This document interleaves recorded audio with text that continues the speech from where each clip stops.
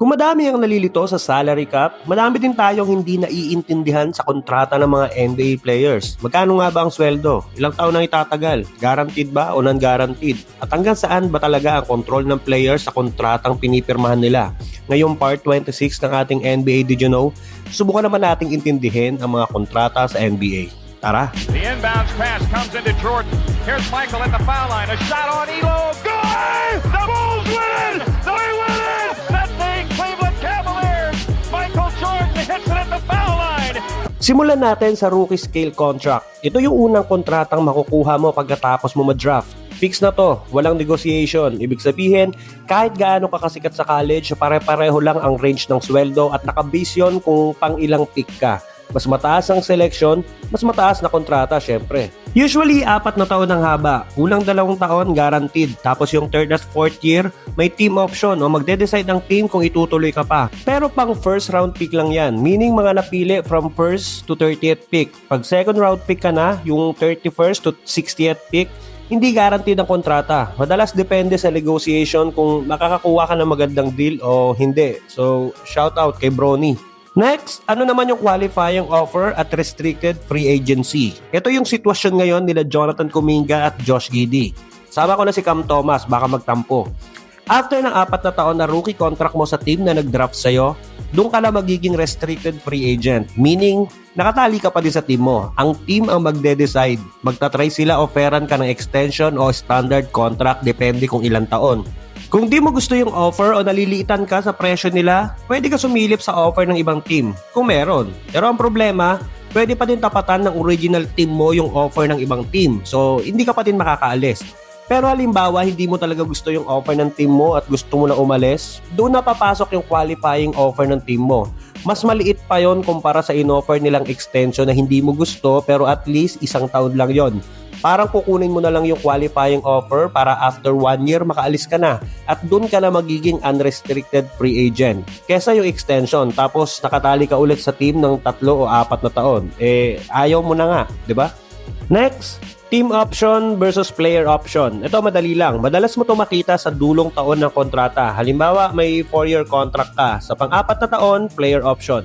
Pag player option, yung player ang magde-decide kung itutuloy pa yung huling taon o papasok na sa free agency. Pag team option o club option, team ang magde-decide. Ganun lang kasimple. Next, guaranteed versus non-guaranteed contract. Kapag guaranteed contract, kahit ma-injure ka o bakat ka ng team, babayaran ka pa rin hanggang sa huling sentimo ng kontrata mo. Yan yung tinatanong sa comment section na pag na-injure daw ba, babayaran pa din. Pero kapag non-guaranteed contract naman, pwedeng i-waive ng team ang player na hindi sila obligado bayaran yung buong halaga.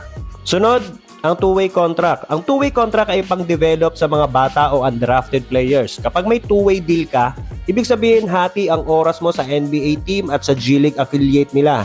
Ang limit, hanggang 50 games ka lang pwede maglaro sa NBA sa isang season. Kung gusto ng team mo na maging full-time ka na sa NBA o umabot ka hanggang playoffs, gagawin ka nilang regular contract. Mas maliit ang sweldo dito kumpara sa standard NBA deal. Pero mas mataas naman kaysa kung G-League lang. Pwede na.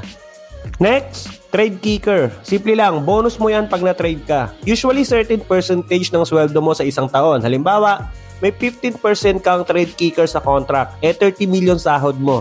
Pag na-trade ka, madadagdagan ka ng 15%, so magiging 34.5 million na yung sweldo mo sa bagong team. Pero pwede mo naman i-waive yun kung gusto mo lang makatulong sa bagong team na lilipatan mo pagdating sa salary cap space. So, shout out kay AD. Sunod, no trade clause. Ito naman yung power move ng mga superstar. Kapag may no trade clause ka sa contract, di magaling. Hindi, ibig sabihin, hindi ka pwedeng i-trade ng team mo nang wala kang approval. Ikaw mismo ang may hawak kung tatanggapin o tatanggihan mo yung trade.